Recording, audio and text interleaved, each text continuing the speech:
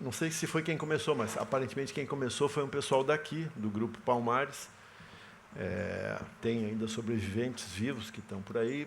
Um outro cara que não está mais aí, que é o Oliveira Silveira, esses caras que levaram o debate de trocar a data de referência para o movimento negro, para não ser o 13 de maio. Né? E aí foi sugerida a data do 20 de novembro, que é uma data controversa. Tem um bastidor nessa data aí que é curioso, porque é uma data, supostamente a data da morte do Zumbi ou do nascimento? Da morte, né? E, enfim, tanto quanto eu saiba, essa data não é totalmente fixa, não é totalmente nítida, né? Porque é um negócio lá de final do século XVII, 1790 e pedras. Né? Mas, em todo caso, foi isso. A data foi tomada como uma coisa simbólica e essa data, então, passou a ser uma espécie de ponto de atrito, né, do movimento negro desde os anos 70.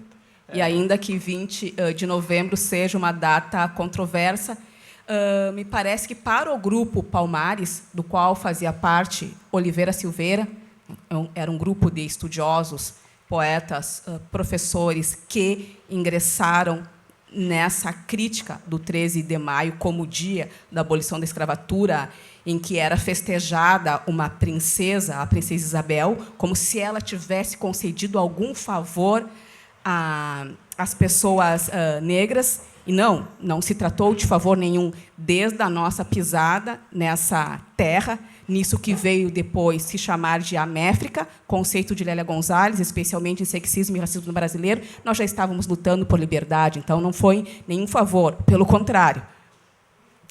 A história do 20 de novembro que tem a suspeita é que quem sugeriu, quem fixou essa data, aparentemente, foi o Décio Freitas.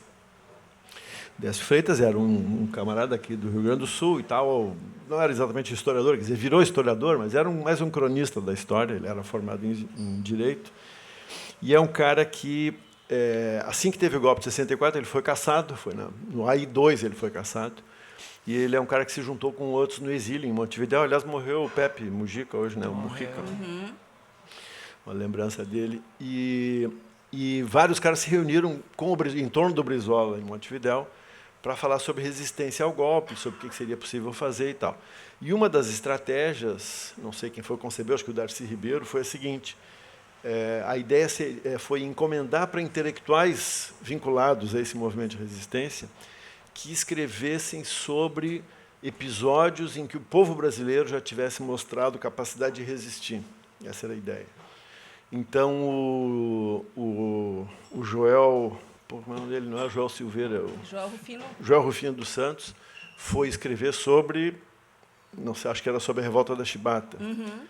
O Décio ficou de escrever sobre Palmares. E assim, 4 outros, então, voltaram para o Brasil, alguns clandestinos, como foi o caso do Décio, e aí juntaram esse material e escreveram, para escrever um panfleto para divulgar, junto aos leitores, a ideia de que era possível resistir.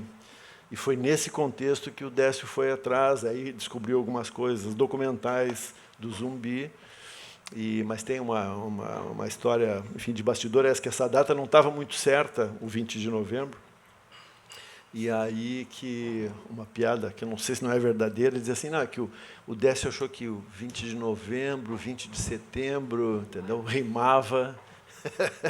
Não é impossível, não é impossível mesmo. Sim, mas eu pergunto o que poderia ter de certo com relação aos quilombolas ou aos calhambolas, como aqui no Rio Grande do Sul, os revoltosos que estavam organizados em torno da Rosa e do Manuel Padeiro, na Serra de Tapes, o que havia de certo com relação a eles? Se toda era uma documentação produzida, por exemplo, por aqueles que corriam atrás dos escravizados, escreviam como queriam a partir dos seus pressupostos.